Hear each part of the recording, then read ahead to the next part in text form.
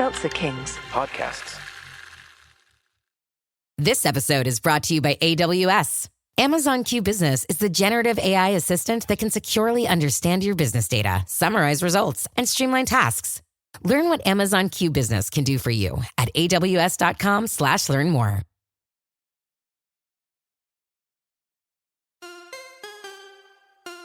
What does an 18-year veteran of the tech industry and a 20-year veteran of the military have in common?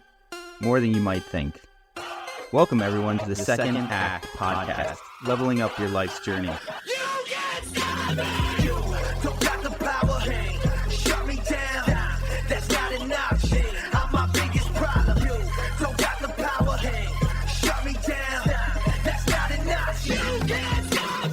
Here we are again. Welcome back to the Second Act podcast with Michael and John. How are you doing? How you doing today, John? I'm good. Middle of the week.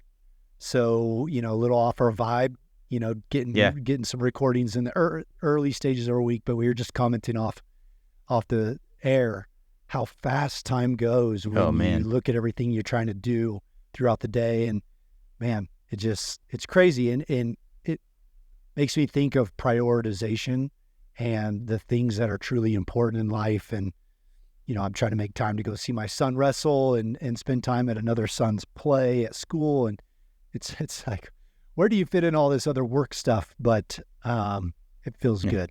Feels good. How about you? Yeah, it's hard to juggle sometimes, and prioritization, especially when you're just getting started out with something like many of our guests and us are doing. There's seems to be always more things to do than time to do them. So trying to figure out what's the most important thing of the day and then what are those most important things for the week is a challenge. But I'll tell you, one of the things that's helped me, and I think I've talked about it before on the show, but a couple of years ago, went through transcendental meditation and learning that practice, TM, and I've been doing it more frequently now, and it's when you're doing it twice a day as they recommend, it really has amazing effects on your ability to focus and think and bring you into the present. And my brother-in-law recommended a book called The Creative Act by a music producer named Rick Rubin, very legendary guy, really. And it's not what I was expecting in the book, but it's really fascinating read. And I came to learn that he's also a practitioner of meditation, including TM, and just his thought process and how he approaches the creation of music and how he explains the creation of anything. I started to think of you and me as creators, artists in a way, and how we're telling our story and helping guests tell their stories. So just a fascinating read if you're looking for something. And you're talking about meditation. I met a lady over the weekend who listens to the show, and comically enough, she said, "I love your guys' show." And I said, "Thanks. What is the favorite? What do you enjoy about it?" And she said, "You guys are so calm when you speak. It always puts me to sleep." Oh, no. And I said, well, I don't know if I want to put our audience to sleep, so I hope no one falls asleep today. But hey, at least we got a listener out there that's getting something out of it. So, why don't you, with that? We're bringing peace to people. I like that. That's right. With that, why don't you introduce our guest? Absolutely. So, in this week's episode, we are joined by Martin Skea, a corporate executive turned entrepreneur who grew up in New Jersey with a big family, but as an adult has spent time living in New York, San Francisco, Los Angeles, D.C., but now calls Brussels, Belgium home. So he's joining us overseas. I know it's a little bit late, so thanks for hopping on, Martin. Your professional career has not been boring. Spending time at the New York Department of City Planning, as well as industry leaders such as KPMG, IBM, Schwab, and Wells Fargo. And in your final corporate stop at Wells, you served as one of their executives overseeing strategy, operations, and marketing before deciding to start your own company called ToGatherHomes. As founder and CEO of ToGatherHomes, Martin has reimagined housing development by offering developers and social housing agencies pre-designed, pre-engineered, prefabricated housing designs made with mass timber. That's pretty cool stuff. I'm looking forward to talking about that. Outside of work, Martin enjoys spending time with his partner of 20 years, married for 15, so congratulations on that, as well as your 2 pets. And you like to pursue interests around history, geography, maps, cities, architecture, and real estate. So all of these are very complementary, I think, at least in some respects, to the work you're doing now, which is likely rooted in your family history, where your dad was a civil engineer who had some unique ties to the development of the World Trade Center, the Twin Towers. So very cool. Welcome to the show, Martin. Yeah, welcome. Thank you, Michael. Thank you very much. And thank you, John. Glad to be here. I really appreciate the opportunity. And congratulations on your new endeavor, too. It's great what you're doing. Thank you. Well, sorry it's so late. What time is it there, Martin? It's only 7 o'clock. This is early. All right. Perfect. This is early. Well, Martin, I want to start off. I mean, in the bio, talking about New York, San Francisco, Los Angeles, D.C., those are, huge hubs, huge mega centers here in the United States, places that all get, their own recognition and for various reasons, and important to our culture and our economy. And, so you're living in all those places, super culturally diverse. But let's go back to the start of Martin and your early childhood years and the formation of who you are today. And let's talk about those things that shaped you. If you would, just give us a little bit of a background. Give us a glimpse. Sure thing. Sure. You mentioned, Michael, a big family. I've got 5 brothers and sisters. We grew up in Jersey, just across the river from New York City. My dad, as you mentioned, was a civil engineer. One of his projects was the construction of the World Trade Center. Wow. He did the finance, budgeting, and estimation for buildings all across New York City. What was Giant Stadium, the racetrack in New Jersey. And I guess he saw something in me, or maybe knew something about my interest in him when I was little, 6 years old. It had to be. Actually, preparing for this, I looked it up. The World Trade Center was done in 1973, and by then I was 8 years old. But it was halfway done when my dad took me down to the waterfront, and he showed me the World Trade Center. And I was like, so this is how that's built, and it's different than anything else. My little sister was with me, and she had no idea what was going on. But for me, it was like magic, and my dad was interested in me, and I was interested in it. It was really beautiful. That was kind of the beginning of that part of the story. And then the other part about, I guess I always had this wanderlust. I have one sister like me too, or I'm like her. We both have this keen wanderlust.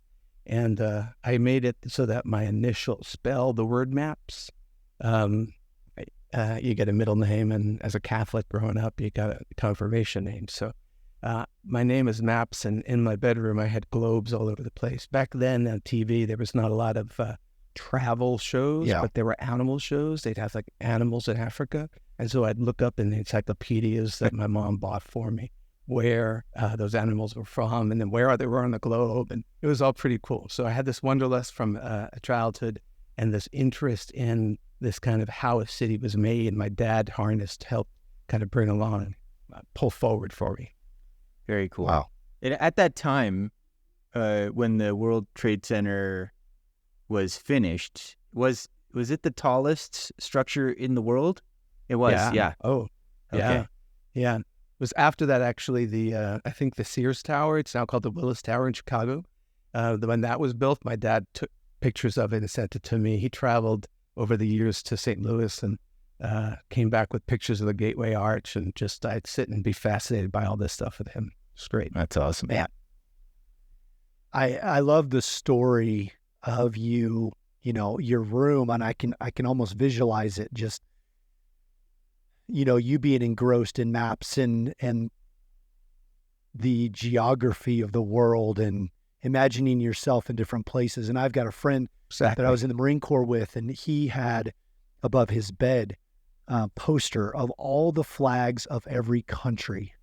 And to this day, he can still look at a flag and tell you what country it's from. Cool. That's cool. 200 and 50 plus countries, and he can still rattle them off. And that it's so amazing how when we're young and as you said, kind of filled with wonder, and how the things that we surround ourselves can be so influential in our later lives. I've got a picture of me here in my office I've got a helmet on and a parachute, and I'm looking up at a pilot sitting in the cockpit of a jet, and how that just played into my later life. And here you are as a kid, dreaming about all these places. And then look, in the bio, we read off, 5 incredible places that you've lived, and now you're in Brussels. So it's amazing to see that. It's nice to live it too, for sure. For sure. I'm sure. And seeing what your dad does and seeing these incredible structures larger than life as a kid, you're getting this amazing perspective in the city and urban planning and engineering world. You head into university and you decide, based on that passion that you inherited from your family circumstances, you focus on urban economics. Tell us about that decision. And then if there's any way to connect the dots from like decision points in your earlier childhood years that led up to that, and then share a bit about this field, because I don't know, including myself, I'm not entirely sure about what is involved in urban economics. So just share a little bit about that as well. Yeah, sure thing. So I loved going to cities. I loved going into New York City. Was fascinated by the city, fascinated by why are tall buildings down the bottom of the city, kind of downtown, and then lower buildings, and then taller buildings at the Empire State Building. It's all about geology, actually. But just the idea that, cities, urban economics, cities and metro areas in the U.S. Are 91% of the GDP, 91% of the income and wages, and I think 82%, not 82% of the population. It's just, huge impact on the economy. It is the economy, right? Yeah. Those numbers, that is the economy. And so, and what they are places where culture are. John, you just said this. They're places where culture are manifested, where knowledge is gathered, where capital is created. And so, but how do you actually facilitate an environment so that all of that can happen, and people can live with each other, and people can kind of function well and get to where they need to go, all of that. And how do you ensure that the financials supporting that city are directed in the right places so that you're getting the best support to the people and the best support to the businesses to be able to thrive? Wow. I'm having trouble trying to envision the number of variables that go into that planning model, because it seems almost infinite. Yeah. Well, the nice thing is when you get out of school, you study that. And what I did was I did an internship in Washington, D.C., actually. My sister had taken me when I was 15 to Washington, D.C., part of my wanderlust. And she said, where in the world would you like to go? And I said, Washington, D.C. to see the Jefferson Memorial. Oh, wow. Because of its architecture. And so she took me. And then there was an opportunity in school to do an internship, and I did it with a place called the Washington Center, which focused on international downtown issues, revitalizing downtowns. It doesn't sound reasonable to us right now because so many downtowns are thriving, but back in the 80s, there was a lot of flight out to suburbs, and downtowns weren't happening. So the idea of what's your budget need to be? What does your budget need to be? What kind of development needs to be made available? What do you need to restrict?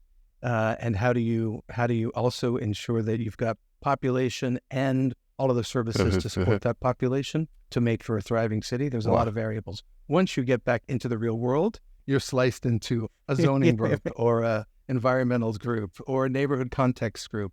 So I was able to work in a couple of those. in New York City. And it was at a time when the economy wasn't really good.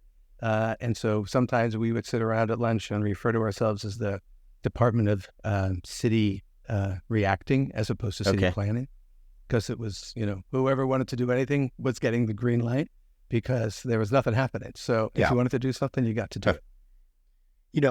Martin, I'm fascinated. You're talking about cities and people not thinking or having a hard time to imagine them as not being these thriving economic centers. But I remember when I first moved out to San Diego, and I lived in San Diego for a number of years in my early military career, and people would always say, oh man, it's so good to see San Diego's downtown growing again and to see it thriving. And they talked about those early 80s, mid 80s, late 80s, how it just was a place that nobody would go to. And then, at the end of my career, I was in DC, and people would talk about East DC as being incredibly rough and the waterfront there being incredibly tough. But now you're starting to see just this development and people moving back in and money coming back in. And, it carries some, there's some negative connotation too about people being priced out of where they live and, absolutely, gentrification and things like that. But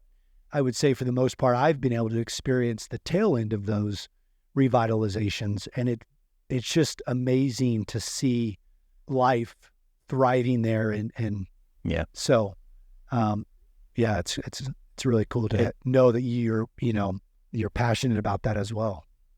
It's that gentrification, John, that you're talking about. That is one reason why I'm doing what I'm doing with ToGatherHomes. Nice. So I'm interested to share that with you as well, Michael. I know you got some questions. I was just going to say, I mean, we all seem to have a shared experience of seeing city transformation at one stage or another. I grew up in Miami, Florida in the 80s and 90s. So I saw that go from sort of a less popular place to becoming an Art Deco district full of culture and vibrance and nightlife, and now it's one of the world's top destinations for international as well as domestic travelers. So it's just seeing the journey of these cities and what they become and where they're going is just quite a fascinating thing to witness. Well, and in Miami, they built that ridiculous thing that goes, you take around the top. They're kind of subway, but upway, the Metro Rail, I think it's called. Yeah, but it wasn't until the 2000s that they started doing all the other things, bringing in museums, bringing in cultural institutions, bringing in centers for the arts, right? And bringing in some great New York restaurants as well. I have to say, one of my favorites right there on the waterfront. So, and it's when you tie all of those things together, and that's what makes the economics, right? Because it brings people from wherever they were to go to that museum, to go to that cultural center, and then to eat at that restaurant before or after. So all of those things tied together present a much more rich and vibrant city. Awesome. So, Martin, you graduate from school, and your first stop is New York, correct? Yeah. And you go in and you start doing environmental city planning for New York. Yep. And you're there for a couple of years, and then corporate America, before you become an entrepreneur. But there's a lot, I think, in that statement.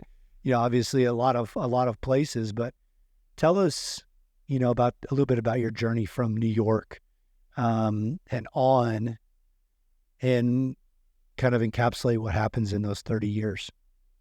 Yeah, sure thing. 30 years. Hey, right? you got to do it in just a few minutes here. Yeah, do it in a couple minutes. 2 minutes.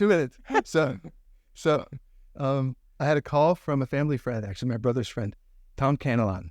And Tom said, hey, I work at Charles Schwab, and there's great people here, and it's a meritocracy. It's growing by leaps and bounds, and I think you'd love it here. And you're working at city planning, but you're not having fun there, right? I was like, well, I'm not being paid all that well, and so what does this Charles Schwab thing do? I had no idea. Yeah. And this is a theme of my career, actually, John and Michael. I had no idea. I love it. So he said, well, it's trades and mutual funds. And I was like, yeah, I don't have any idea what that is. He said, come in for an interview anyway and just talk to us. So I did. I got the job. And I had to get my Series 7 license. It's, one of the largest brokerage firms in the country now. It was early stage. There wasn't even internet at the time. It was, you'd get a CD-ROM so you could do some trading on your computer and dial up, AOL or whatever. And but it was an entrepreneurial meritocracy. It was quite competitive, but really decent people. There's this woman, Vicky Isom. She was amazing. She was my mentor in Millburn, New Jersey. And so I worked there for a bit, and then I got a job in New York City. And in New York City, I did front office stuff. I did back office stuff. I was a manager pretty quickly. And then because I had done back office, front office, and everything in between, they were doing this re-engineering project about kind of how to re-engineer processes, re-engineer a corporation. And this was in my wheelhouse because it was about how to fix stuff, how to make things different and better. And so I was asked to participate with the consultants. They were from Coopers and Lybrand at the time. And so I worked with them half a day, and then I managed my team the other half of the day. And this is all at Charles Schwab, correct? Charles Schwab in New York City. Okay. And but it was as a result of that it was presented to all these executives at Schwab.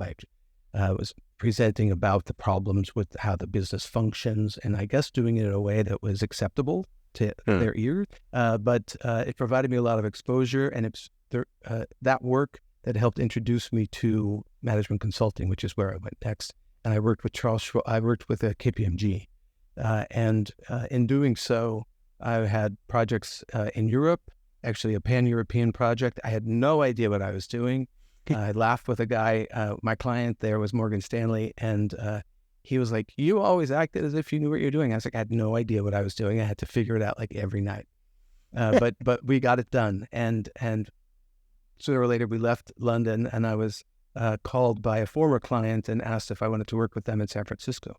So that was Robertson Stevens. I had a great time there. It's not on the menu, but from there, I went back to consulting. It was 9/11. A whole bunch of stuff happened. And then I needed to leave New York for life change. Long story, longer than we have. And I moved to California in this IBM company. It wasn't IBM at the time. It was bought by IBM, called FileNet. And there were great people who helped teach me what I needed to do, because guess what? I didn't know that very well at all. I didn't know what I was doing, but I figured it out. I did that for just 1 year. And while I was there, I got a call from a former consulting managing director who, Christy Deacon was her name. And she said, why don't you come to Wells Fargo? And I said, what do you got? And she said, I've got this, that, the other thing. And I said, where do you need the most help? And she said, here. I said, okay, let's talk about that. So that was 2005, and I got to spend 15 years at Wells Fargo. Wow. A little bit more than that. It was a great run with great people and a real commitment to do the right things for the longest time. So I had a good time there, and I got to work both in the banking side and the brokerage side, but always with this mindset of how do we make it better? How do we, what kind of strategies can we use to help the client better? What kind of strategies can we use to help our team members have a better experience? What kind of technology is necessary? And so I was always dabbling in technology, and at one point we were moving into a digital kind of wealth management space. It still hasn't taken off the way everybody had hoped. But with that, I had a lot of exposure to startups and a lot of exposure then to kind of talking with equity investors and then talking with VCs. And it wasn't my primary gig. There were some other much smarter people who were doing it, but I had the opportunity to be close to that. And it was through that and some other personal things along the way. I produced a play in Washington. I produced a play in New York City. And I had a gallery in San Francisco that I ran when I wasn't doing a second job. I'm sorry I missed the playwright stuff in your bio if you included it, but that's just another interesting dimension. I don't know if I did, but I had a friend who was a playwright. I had a friend and I produced plays for him, the two different places. Very cool. It was pretty fun. I had no idea what I was doing, but we figured it out. It's a story of my life, and it's kind of similar now, but now I'm actually really knowledgeable about what I'm doing. So I feel good about that. There's two things, Martin, that are, one is very consistent with our guests, in that whether it's they've been doing something or on their sort of professional journey for 3 years or 30 years, they can recall specific names of people that have touched their lives in one way or another. And then some even go as far back as when they were a child. But it's those specific names, and it's amazing.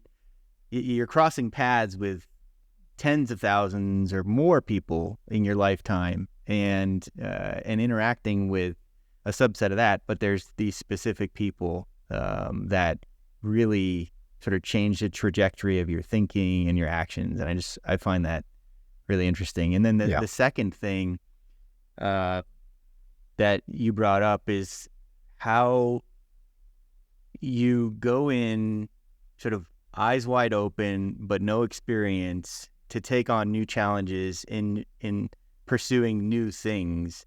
And it's funny that we're talking about this today, because going back to the Creative Act and Rick Rubin and his thought process with producing music, he goes into it with a very open mind when he's trying to figure out what is great to him and the artist. And they get to a place where they're happy with it, and then they release it. So there's just some complementary aspects of your journey and the things that you're doing, and his thought process, just to tie those two things together. And I myself have found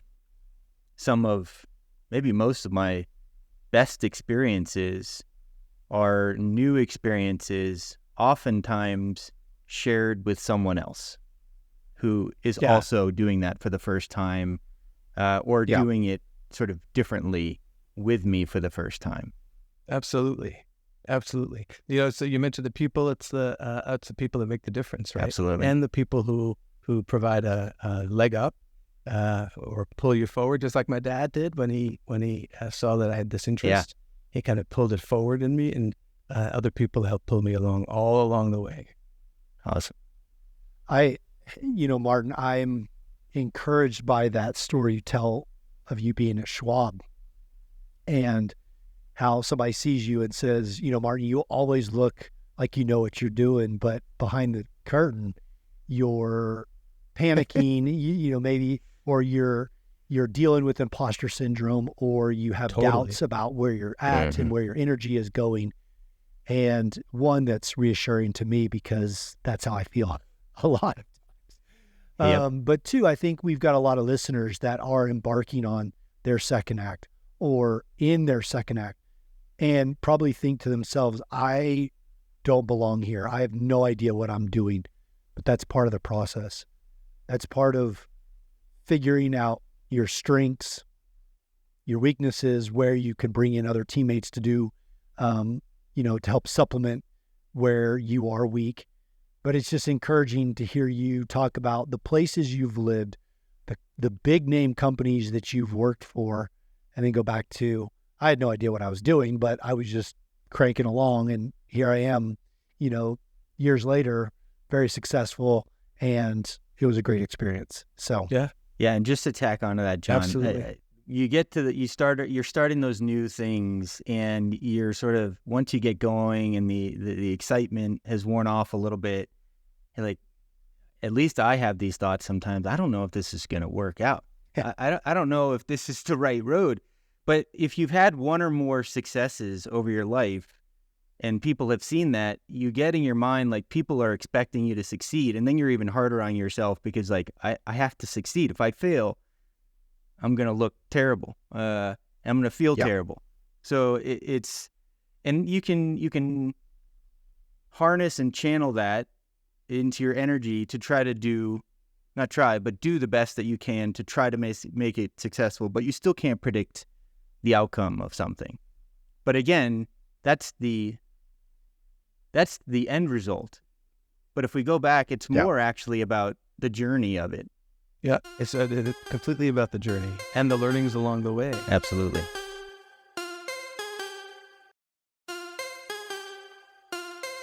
Takes us to this part of your journey where you've had 30 years across these amazing companies, and ending your 16-year career at Wells Fargo, rising to the ranks to become one of their senior leaders. But around the end of that, you enroll in Harvard's School of Design, which doesn't sort of fit the narrative of financial services.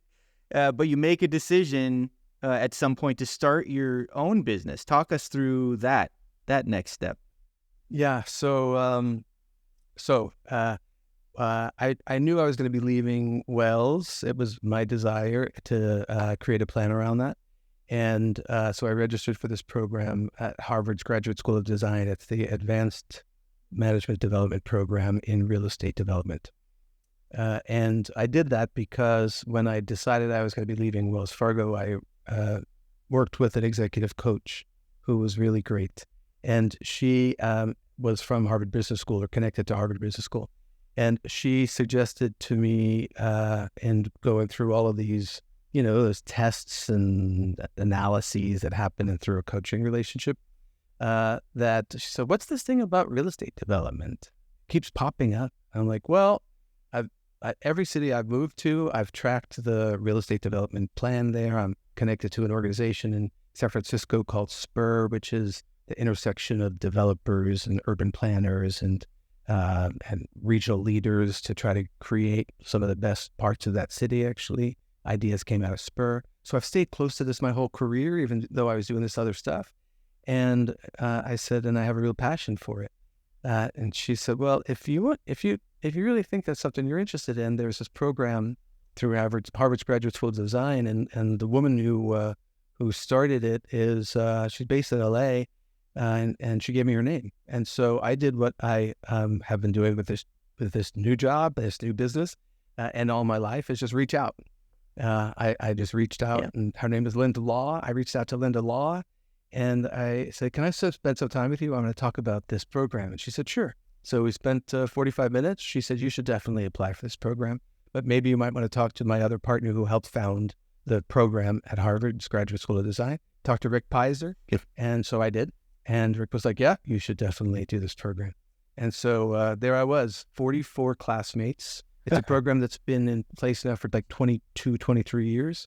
And they started it back then. There were 44 of us in my year. We started 2019. We were supposed to graduate in 2020. There's a COVID story there. And I was the only person. There were 50% of the people were from around the world. Okay. The other 50% were from the States, a big chunk from Texas, actually. Go Dallas. and good friends. I made friends for life in that program, but I was the only one without experience in the real estate development business. Everybody else had some kind of background.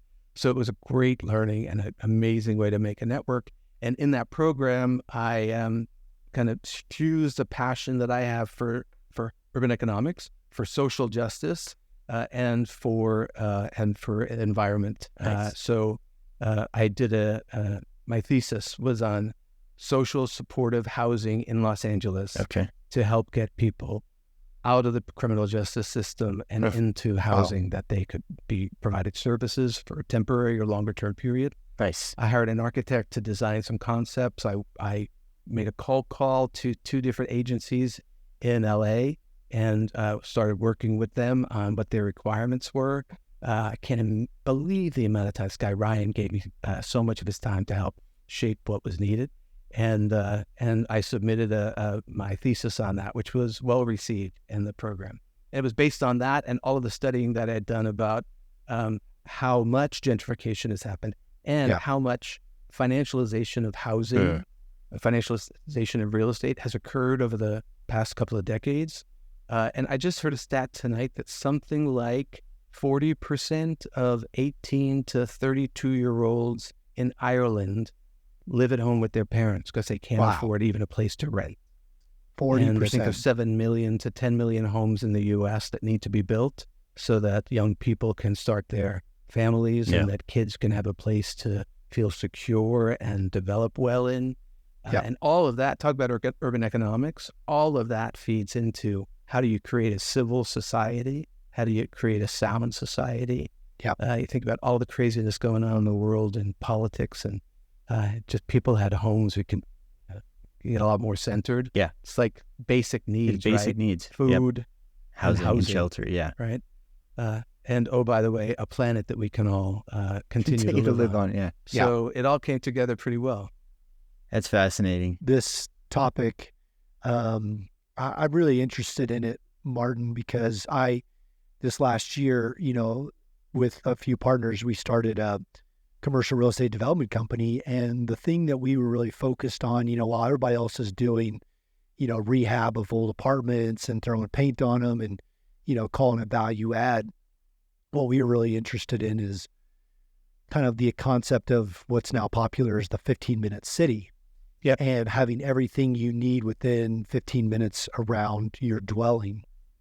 And what we really liked about the concept was different price points for these residential units so that they're not all the same and you don't get a bunch of, similar classed people all bundled together. It was, a couple very low rent units and then some higher end and then some affordable, for the idea that everybody would gather, run into each other, or have interaction with people that are outside of their typical class, typical ideal person that they would want to be running into. And we just thought that would be very dramatic for people growing up in these cities. And so, as you talk about equality, as you talk about, the opportunity for people to have housing, it's very inspiring. Yeah. It's definitely very needed. But two, kind of a mix up from what we see on a day-to-day where it's a box set of apartments and everybody's within the same class and same income levels and same, and we don't get the opportunity to diversify like you would walking down the street. Well, and that's the thing, John, streets, right? I was growing up, I lived in a place where we lived in a neighborhood where there were individual homes, but the next home was 4 feet away from us. We had an alley between us, right?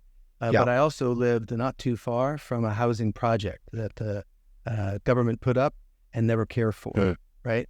And so saw that disparity and the injustice associated with that. But the idea of this density, right? A 15-minute city, to have a 15-minute city, you have to have some density. It doesn't mean 20-story buildings, but it does mean row houses. Yes. It does mean multi-units in a row house, and it can mean some apartments. And that's exactly the design that we put into ToGatherHomes to make it so that we can recreate the village feel. And the cool thing about where I am here in Belgium is that one of the state governments, there's 3 states in a small country of Belgium. One of the states has a structure where they're putting money behind mixed income developments. So they have $1 billion billion euros, over 4 years to go into social, affordable, mixed income housing. And I think this is the right way to go. And we actually just submitted a bid to a first potential client yesterday. Wow. We're hoping to be able to do our first development sometime this year. Congratulations. That's awesome. I think this is where public and private enterprise come together to make things work in a way that benefits most, if not all, of society. Because if you leave it just to private enterprise in this specific sort of scenario, and you look at the incentives, the incentive is always around revenue and profits. And land is scarce, so you have to get the materials, which increase in cost each year, to build on the scarce land that you're paying a lot for. So you're always targeting higher and higher income levels to be able to justify your investments for your shareholders and your owners and all of those folks. And I think, Martin, some of the things that you're doing are just awesome. And, you brought up a specific use case with justice impacted folks trying to re-enter the world. And the tech company I was at last, they're doing a great job of helping inform other companies and society about this sort of untapped workforce. And part of their ways of educating folks is going through this re-entry simulation of what it's like if you were inside prison, and when you get out, sort of the things you have to rely on that most people take for granted. And it's an eye-opener. I mean, it's probably nothing like real life, but they try to get you close to getting a window of what that scenario is like. And so, some of the things you're doing are sure to have an impact. And I love the concept of the 15-minute city, and I think it's more popular in Europe to have shared resources with a community. It could be a shared communal garden. It could be a shared, all these sorts of pieces that go into basic living. And there's just more pockets of those. And I don't know why it hasn't been more widely adopted in the United States, but I hope that it does, because it's a very cool concept. Yeah, part of it, you just need some density for that, right? Yeah. I can tell you that our approach, we have ToGatherHomes, affordability, sustainability, community, and that community is exactly the part you're talking about. It's ensuring that there's spaces for people to gather. Yeah. Get it? Yeah. Thanks. For the community to gather. But it's critical. There's a place, when I did this program, social housing program, when I moved here, up in Rotterdam. It's a European university program called Erasmus, and I did a program there when I moved here. The community just in the city of Rotterdam, they have senior housing on one side, and then a children's school on the other side. And the senior housing has a playground for the seniors, but it's in front of the children's kindergarten. So the kids can come out and play with the seniors while they're kind of doing their stuff. And the kids' playground is down in front of the seniors' cafeteria. So they can walk down, and then they can do a little playing in front of the seniors and play with the seniors. That's a nice way to bring generations together, bring different folks together. Yeah. Very cool. Martin, I want to go back because you alluded to it a little bit. When you're at Harvard, school design, you talk about you're there, COVID happens. I'm sure as it threw a wrench in everybody's plans, it kind of threw a wrench in yours, in the middle of a global pandemic, but you're determined not to get stopped, not to let that thwart your plans. And that's where you launched ToGatherHomes to solve some of these problems you're already talking about. But tell us about how you end Harvard, start ToGatherHomes, and kind of that thought process. Sure thing. We were actually in Cambridge, and we left there on March 14th, and the world locked down March 16th. Right. Wow. 2020. My husband and I moved here in 2020, October 2020, shortly after my mom died. It was pretty traumatic, but we got here October 3rd, and there was a second lockdown here.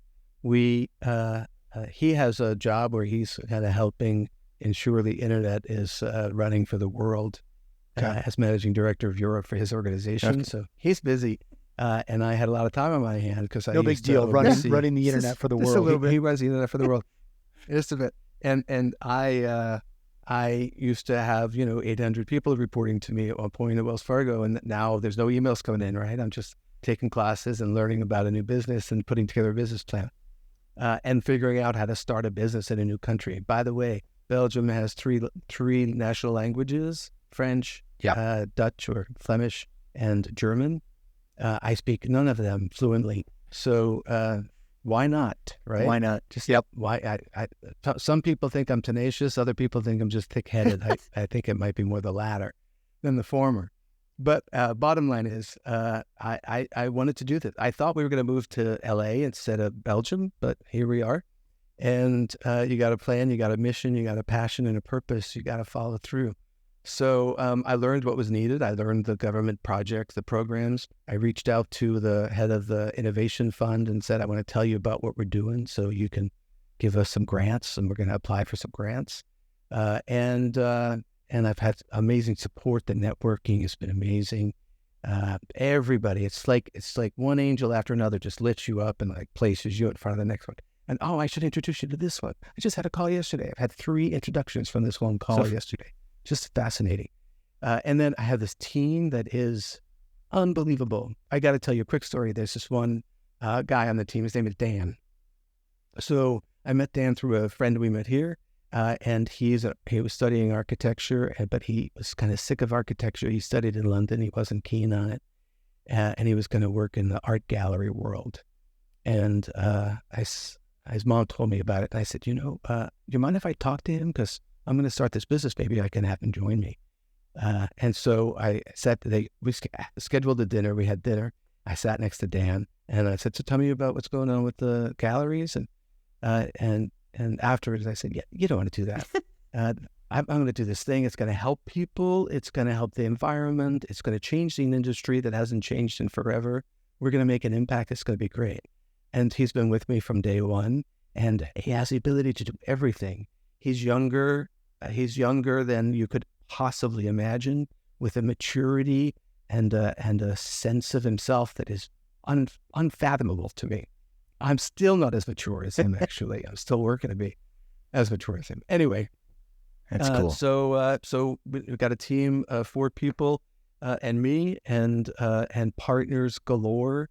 Had to hire architects and engineers, and met people in Switzerland who have introduced me to half the world around timber and what timber can do for construction. It's just the generosity of people it's just unbelievable. My business partner with our development firm is really big on CLT, which I know you know what that is, but that's cross-laminated timber. And it's revolutionizing, in his mind, building and code and things like that. But so when you talk about ingenuity, and that's how my business partner is. I laugh when you talk about the maturity of people you're working with. I think young and mature has never been said about me, but I definitely surround myself with people like that. So it's a testament to who you plug into those roles. So well done. Thank you. Yeah, fortunate and blessed. That another strange coincidence is within the last couple months, I was talking to someone here locally, Martin, who is familiar with some of the prefabricated, predesigned homes to address affordability, and we started to go deep on the materials, and we were talking about bamboo and bamboo byproducts, and how that the exploration of some of that and what it can bring to this particular space has a lot of potential. So I don't know if that's something that you considered. It was fascinating for me. I feel like I've said fascinating so many times in this conversation today. Yeah. But I had a window into that, and now we're talking about it again. So hopefully, these 2 data points are a sign of a larger trend, both here in the States, but globally. Yeah. Actually, bamboo, there's a great guy I was introduced to named Tano. He's down in Guatemala, and they build individual homes, but they're translating it into a whole, creating some open source designs. And I think he's kind of, educated in the States, but back there, he's also helping with the Guatemalan bamboo forest with offsets. Okay. For those who need that. And I just mentioned him to a woman I talked to who does housing finance for Africa, based in Netherlands. So, I mean, talk about the world that at your fingers. If you have some wanderlust, and you get to have conversations talking about housing there with bamboo over there, with people here and there. No kidding. That's pretty awesome. Yeah, and to your point, what I learned is there's some positive ecological impacts from using bamboo, because it creates carbon credits, which they can sell or use to offset other things, which the whole ecosystem starts to work in a very positive way. So very cool stuff. Absolutely. Okay, so ToGatherHomes, how is it progressing? I mean, I know you've got 4 people now. You've got some cool things lined up. You're in contract talks to get the ball rolling. What's in store for the rest of 24 that you'd like to share with our audience? Super excited. So there's a startup incubator associated with the New European Bauhaus, which is about creating the kind of cities, John, that you were talking about. Yeah. And we submitted for that. We found out that we got through the first round of review. We find out March 22nd. So fingers crossed, and a couple of prayers will help us with that. And because, what do we want to do? We want to help society. We want to help put kids in homes, and we want to help the environment. So why not everybody support that? We have, and let me tell you, we started on January 9th was the day we put the full team together, architects, everybody else, last year. So we're now commercialized, putting out our first offers with our designs of row houses and row house apartments, and made with timber that can be manufactured while you're preparing your site, reduce the time to delivery by 30 to 40%. Wow. And reduce the amount of labor needed. Because we have so many types of houses, we can maximize the use of your land. Michael, you talked about the price of land. So we're trying to tackle it from every front. And then we're also putting in an application to build out a technology platform to support all of this in the construction process that will help digitize an industry that is stuck in the 1970s, if not earlier. And so you think about how we buy cars, everything that's in an iPhone. Think about everything that's in an iPhone. You just carry that around. And still you drive down the highway and you see somebody tacking a nail into a piece of wood to put up a house. Like, that's the way it was done 175 years ago, but we don't need to do it that way any longer. There's a much more rapid deployment. The need is great. You address civil society, you address individual families, and you address economic issues. So we're excited about what's coming. New European Bauhaus, waiting to hear about that incubator. Another potential client and partner that I was just meeting with today with the potential to do a proof of concept. So there's a lot of things working on the commercial front, and then also looking for more development and then building a team beyond the 4 that we have. So we think we're just primed and in the right space. Oh, let me tell you one last thing. Yeah. We got one of the grants from that minister that I reached out to. And with that, we were able to take our designs that are Belgium focused and adapt them for the Dutch market and German market. So we're ready to start having conversations in other countries sooner than later. We're really excited about that. I can't believe that I'm saying it. I'm like, what? Yeah, really? Yeah, this is I know when you say it out loud, and I'm like, man, maybe Martin's up for a Nobel Peace Prize in the future. I don't know. I mean, this is pretty wild stuff. I just want to get some kids in homes. I'm feeling luckier as you keep talking, Martin, that we've got you on this show. I feel like we lucked out, and it's going to be a hard continuation after this with our guests. But no, thank you for that. Well done. You've got some great folks already. So I'm sure you've got a nice lineup. We are excited to track your progress, Martin. Thank you. Yeah. As we start to wrap things up, your family exposure to civil engineering, your robust experience working in and out and across a number of industries has no doubt shaped your thinking, your work, your decisions. For our audience who are contemplating or just getting going on their second act, whatever that may be, personally or professionally, what final thoughts or advice would you like to leave them with? And that audience includes John and me, because we always learn from our guests as well, that you want to share before we bring this thing to a close. Thanks for the opportunity again. And before I share that, for anybody listening, I think it's about passion. It's about purpose. For me, it's about clarity for both of those things. Wow. And being able to tell that story with that passion, help people understand that purpose, and suddenly kind of the ball starts rolling. So it's got to come from your heart, I think. I did a lot of stuff for a lot of years in a lot of companies that didn't necessarily feed my heart. It fed my wallet. It didn't feed my heart. Working with great teams fed my heart. But this feeds my heart every day and fills a purpose that is really exciting. Wow. That's cool. It's good. Well, Martin, your story, from childhood to where you are now, the places you've lived, the things you've experienced, the companies you've worked for, the things, you've endured, but also where you've succeeded, though, definitely a cool story. And I'm better off for being able to sit here and listen to you. And we want to applaud you here at the second act. We want to applaud your efforts for, making an impact and a dent in a couple of the important areas that affect all of humanity. Yeah. So thank you. I'm sure after hearing your story that there's going to be a couple listeners that would love to follow your story more, potentially get in touch with you. So if somebody wants to do that, how's the best way for them to contact you? Best way, you could shoot me an email, mskea, S-K-E-A, at ToGatherHomes.com. You can also find me on LinkedIn, since I ruthlessly, I never stop reaching out to people on LinkedIn. So I'm there as well, Martin Skea. Okay. Perfect. Wow. This has been, I'm not going to use the word fascinating again. Phenomenal. Phenomenal. Thanks, Sean. This has been a phenomenal discussion. And I happen to really enjoy this particular topic, where you are in your life and the things that you're doing now, Martin, especially with regard to real estate. I know John has strong interest in real estate as well. Dabbler.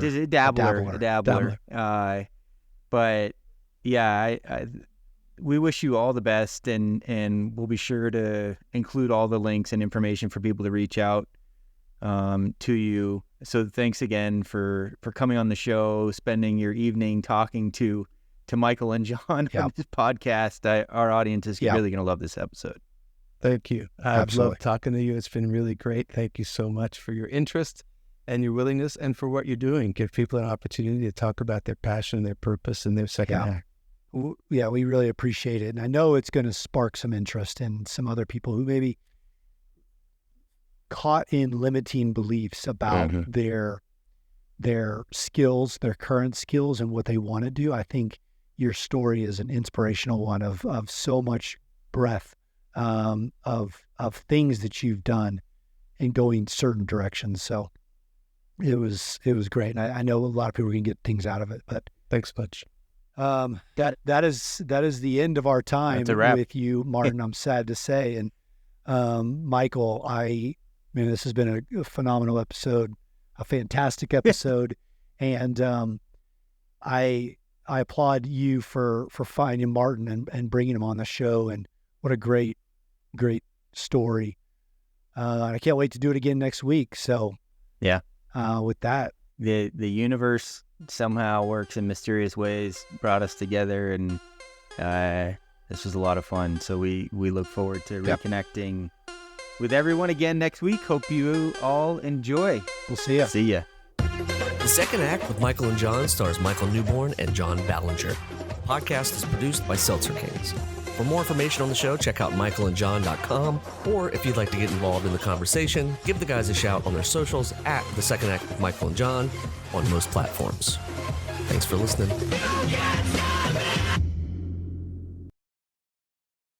Seltzer Kings Podcasts.